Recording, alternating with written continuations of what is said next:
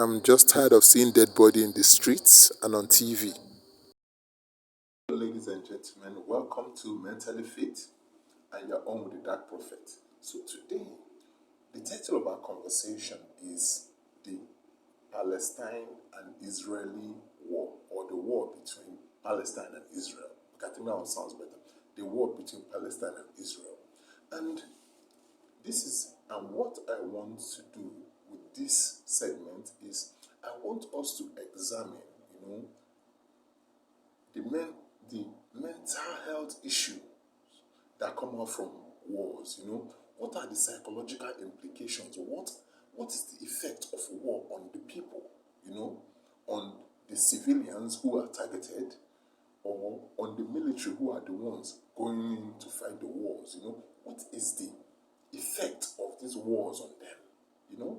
So if you look at today, right? If you look around, it seems like everywhere there's a war. Sudan is fighting its own civil war. Russia and Ukraine, they are still fighting their war. And now we have Israel and Palestine, and they are going at it. So it seems like everywhere you turn, there's a war.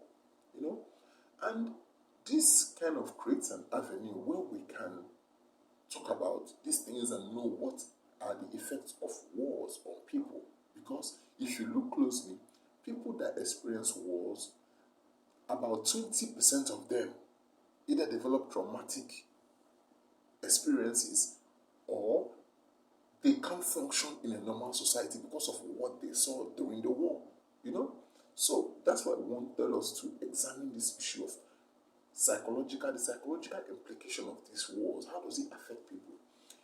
If you don't know, or if this is your first time, I want to tell you something about psychiatry and psychology. You see, when people fought in the first wars, the First World War and Second World Wars, what people noticed when they came back home is that some of them could not function. That's what their family members noticed, that some of them could not function. And what do I mean by some of them could not function? This is what happened. When they came back from the wars, some of them could not even sleep with their wives. Because when they sleep with their wives, they wake up in the middle of the night and they are shouting, "Oh, the Russians are coming, they are coming."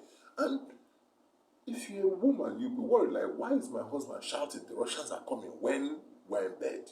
This is what he should be doing at the battlefront. Why is he doing it inside the bedroom? For some, when they came home, they didn't want to talk to anybody. They just, went into their shell, like Nigerians will say. They just lock up. Like, they don't want to talk to anybody. They are not interested in anything. They just want to be left alone. And it's weird. When you have a husband that maybe he say, "Good morning, honey, I love you, honey, kiss you, honey, play with the kids." At least that's what normal husband should do. But then he comes home, he doesn't want to talk to anybody. He just goes to one corner and stay. And you will be scared, be like, what is happening? Why is my husband in the corner? He doesn't want to talk to anybody. Did I do something wrong? Did the kids do something wrong? Did something happen, or is something about to happen? And so some people came home, and the men, their wife, they started beating the woman as if the woman was the one that caused the problem. They became very aggressive with their wives, became very, very aggressive with their children, And these things I'm saying, it is not made up, because there are some movies that clearly depict it. A good example is Homeland, the TV show Homeland. If you watch it, you see the effect of the war, the effect the war had on Brody.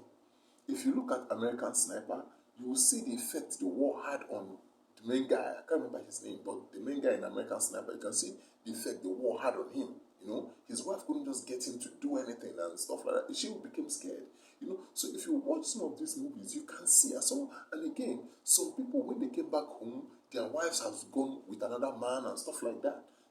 So there were things that people noticed, and then they took those people to doctors, but the doctors couldn't solve the problem. And the reason was, there are no medicine to tell you there's no medicine you can take that can help you to become a normal person, to play with your kid, to laugh with your wife. There's no medicine like that. That medicine don't kind of exist. There's no medicine that you can take that, when you scream, when you wake up in the morning and shouting, "The Russians are coming," they give you a medicine that, once you take this medicine, you forget about the Russians. Like, There's no medicine like that. So it was because of this gap, you know, in medicine, you can say in health, that led to the discovery of psychiatry. Or not the discovery of psychiatry, but it gave psychiatry the opportunity to show that it is very effective, that it is important in treating people. Because what these people now did was, when they went to go see a psychologist or psychiatrist, they were able to talk over their problems, tell them what they are feeling. Then, in a way, the psychiatrist or psychologist guides them, you know, come up with a plan on how they can readapt to everyday living. So it was a case of you talking to somebody and that person understanding you, and then you now, maybe they give you a medicine, but the medicine is not the main thing. The main thing is that you talk to somebody and that person is able to draw you back into the society. So that's, I just wanted to have you know, that is the origin of psychology, psychiatry, in case if you did not know. So now you can see how it relates to war. I want you to really get that.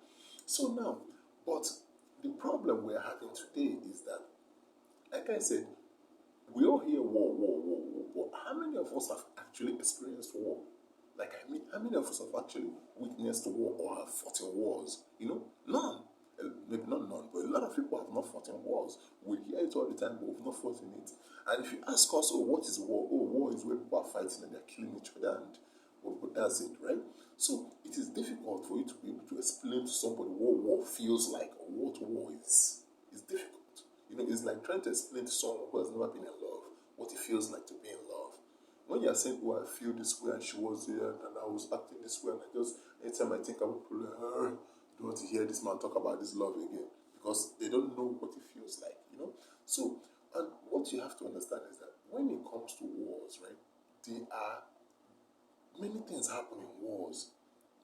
Many things, and that's what I'm going to talk about. Some of the things that happen in wars. You see, we are not finished. We still have some more to talk about on this issue.